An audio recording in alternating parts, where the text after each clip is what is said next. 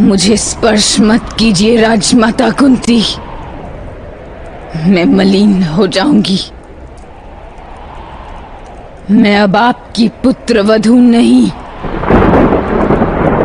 आपके पुत्रों की पत्नी नहीं।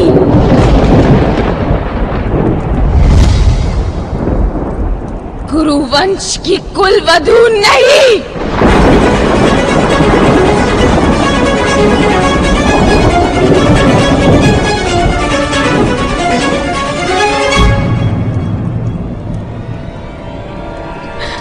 पुत्री,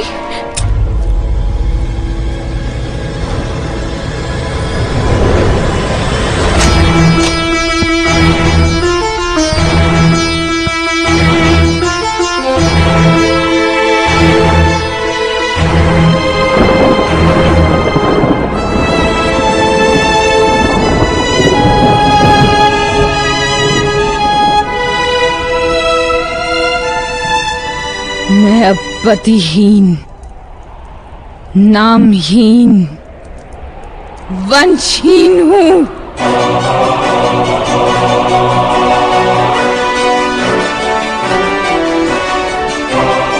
किसी वनवासी के चूल्हे में जलने वाली आग हूं।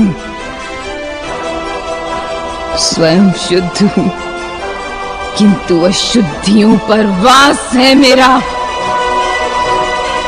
आज इस सभा में समग्र विश्व की सारी स्त्रियों की आंखों के आंसू यहां बहाए हैं मैंने। राजमाता कुंती, महारानी गांधारी, यदि स्वयं अपना रक्षण करने की इच्छा हो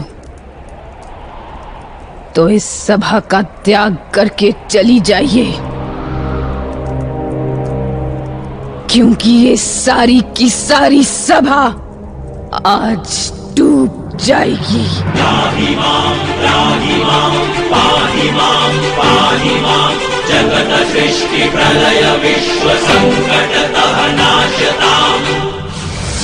मैं मनुष्य नहीं, मृत्यु हूं, केवल मृत्यु। इस अधर्म सभा में उपस्थित सभी दुष्ट मनुष्यों की मृत्यु है।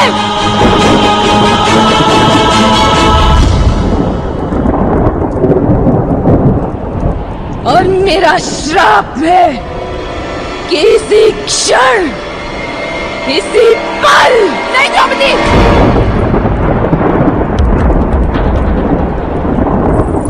श्राप मत दो द्रौपदी, क्षमा कर दो, क्षमा कर दो। मेरा श्राप ही क्षमा है महारानी।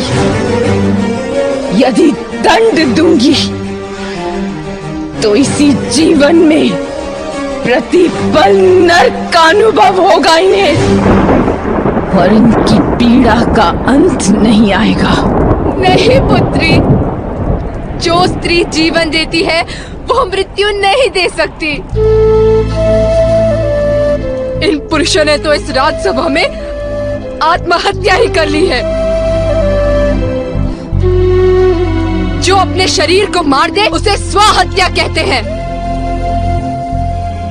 अपनी आत्मा को कोई मार दे तो उसे आत्महत्या कहते हैं।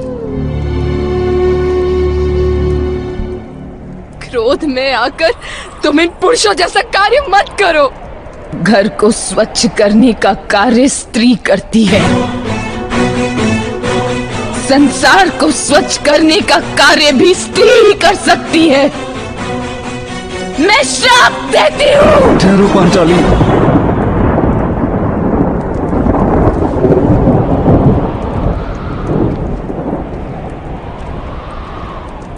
आज पांडु पुत्रों पे बहुत बड़ा लांछन लगा है पांचाली, उसे धोने का हमें एक अवसर दो। तुम्हारे अपमान का प्रतिशोध लेने दो हमें। कैसे लेंगे आप प्रतिशोध? आप तो दास हैं दुष्टों के।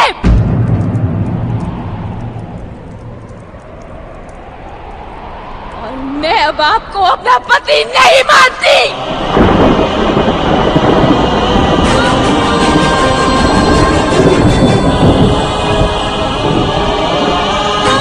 आज के बाद अपने ये केश कभी नहीं बांधूंगी, माथे पर चूड़ामणि धारण नहीं करूंगी।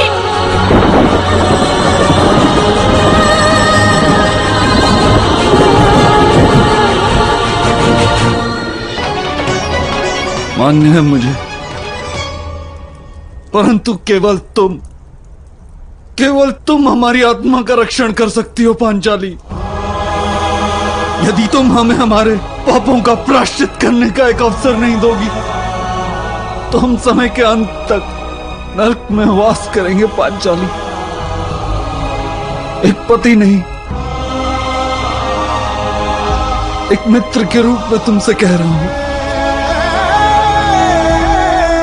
अपना संयम मत गवाओ पांचाली, अपना संयम मत गवाओ। कभी कभी दूसरों के किए कार्य मन को दहला देते हैं, संयम छूटने का अवसर आता है, किंतु ऐसे समय संयम बनाए रखना, अपने मन पर अंकुश रखना अधिक आवश्यक होता है।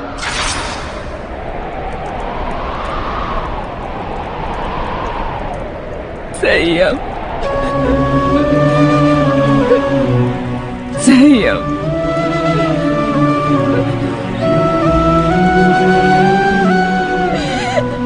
संयम।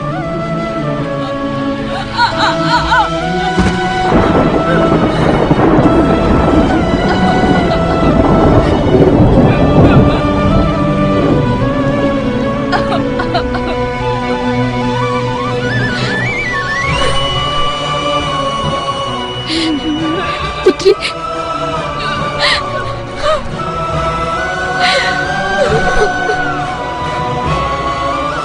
बस पुत्री बस।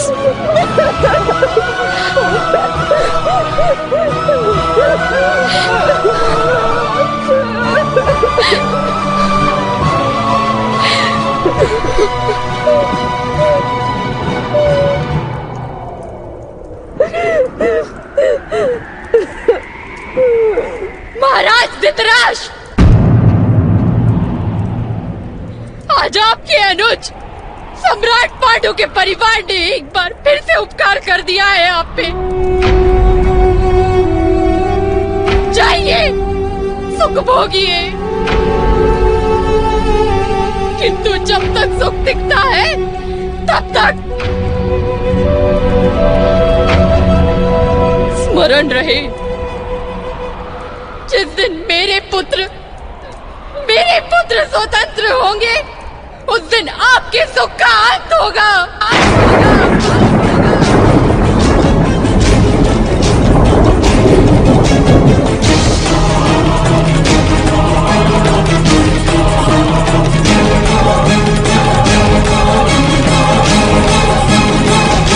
आपके पुत्र स्वतंत्र होंगे? मौन रहो मेरे बच्चे, मौन रहो। बोलने दीजिए उसे गांधार राज।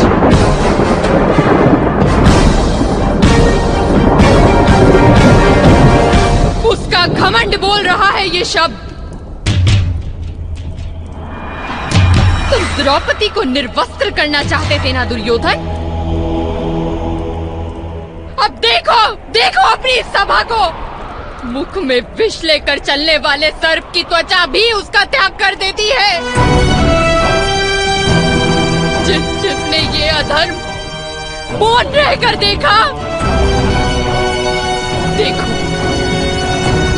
वो सब स्वयं सर्प के भांति निर्वस्त्र हो गए हैं। देखो अपनी सभा को।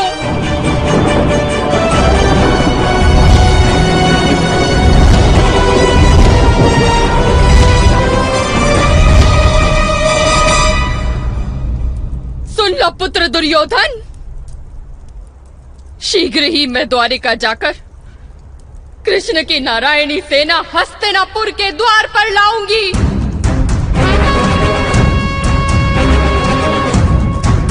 और कृष्ण तथा बलराम से विनती करूंगी कि गुरु वंश को पराजित करे, मेरे पुत्रों को स्वतंत्र करे।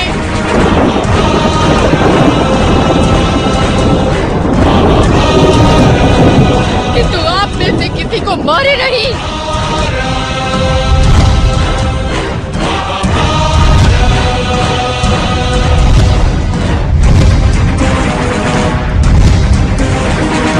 क्योंकि मेरी पुत्र वधू के अपमान के प्रतिशोध का उत्तरदायित्व तो केवल मेरे पुत्रों का है।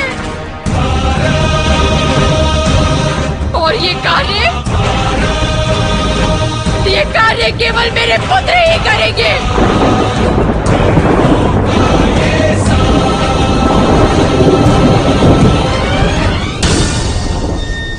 नहीं कुंती, नहीं नहीं कुंती, अब इतना बड़ा दंड मत दो हमें। यदि मेरे हाथों कुरुवंश के साम्राज्य का नाश होगा तो मेरे पूर्वजों को अवगति प्राप्त होगी कुंती। नहीं, मैं तुमसे क्षमा मांगता हूं द्रौपदी। तुम्हारा हृदय जैसा वरदान चाहे मांग लो। हाँ। किंतु मेरे पुत्रों को क्षमा कर दो।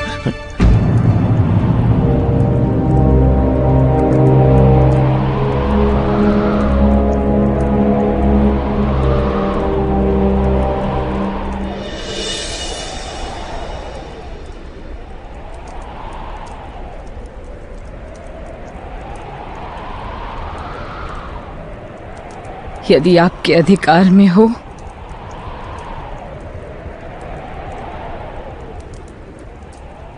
तो इस द्युत सभा के स्मरणों को मिटा दीजिए। अन्य किसी वस्तु से मेरा दुख कम नहीं होगा और हमारा लांछन भी कभी कम नहीं होगा वत्स। पर हमारा दुख कुछ सीमा तक कम हो, इसलिए मांगो वरदान पुत्री। महाराज पर उपकार करो, मांगो वरदान, मांगो वत्स।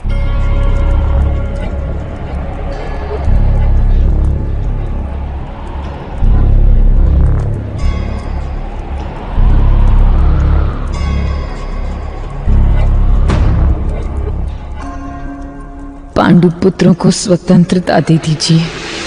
कथा संग्राम की उनके शस्त्र लौटा दीजिए। छल से इस सभा में उनका बल छीना था। सत्य असत्य कलेश कलंक स्वार्थ की कथा परमार्थ की वो बल उन्हें लौटा दीजिए।